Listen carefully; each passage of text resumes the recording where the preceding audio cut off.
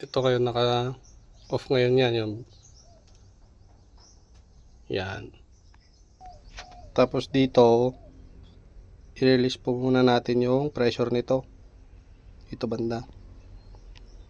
Yan, gagawin natin, buksan natin ito.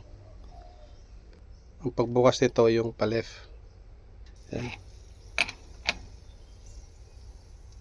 dahan-dahan lang ha, kasi may pressure po yan. Sarado po muna natin to, paway lang po natin yun, dahan-dahan kasi minsan yung pressure nito malakas.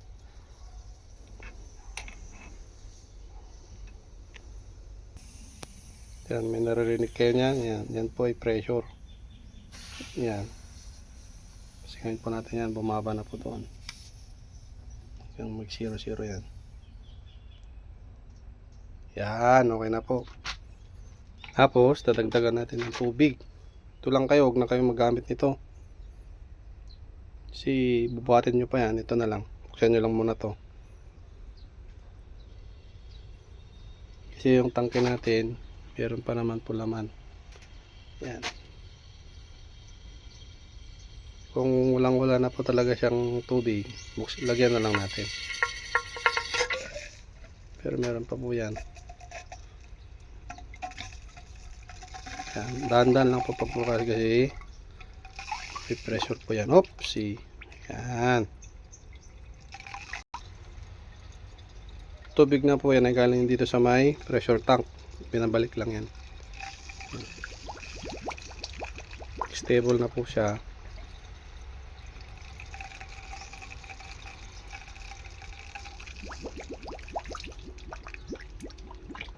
Yan, puno na po siya, oh, kita nyo. Tapos isarado nyo po ulit. Yan, tapos ilagay nyo yung plug. Ito yung plug na tinatawag, stainless po yan kasi 304. O bali sarado na ito, sarado rin ito. Iyon natin yan yung bomba doon. Yan, iyon natin dito on. Gumagana na po rin doon.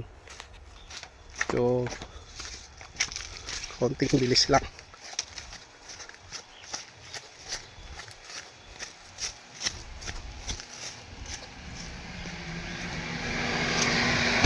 Yan, gumagana na siya. Ibig sabihin nito, may tubig na siya.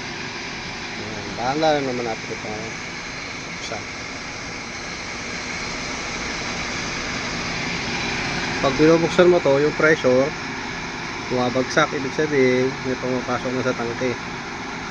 Lagay lang natin sa 900. Tapos balikan natin mamaya.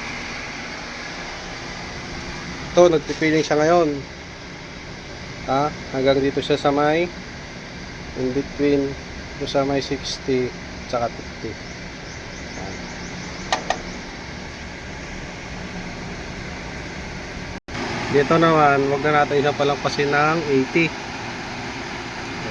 In between na lang ng height 80 or 90 dito sa baba. Ito po yun. Yan, para hindi siya wala ng tubig dito sa linyada, para ma-supply niya agad.